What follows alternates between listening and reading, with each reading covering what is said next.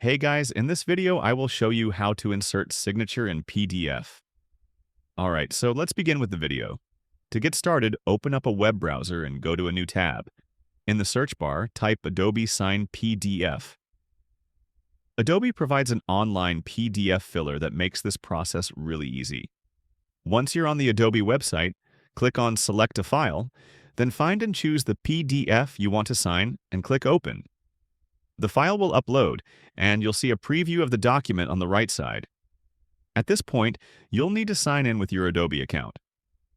After the PDF has loaded, look to the left-hand side and find the Fill and Sign Yourself section.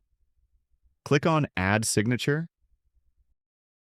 You'll now have a few options for creating your signature. You can type your name and save it, draw your signature using your mouse or touchpad, or upload an image of your signature. In this case, I'll choose the first option and then click Save. Once your signature is saved, you'll see it available on the left side. You can always edit it later if needed.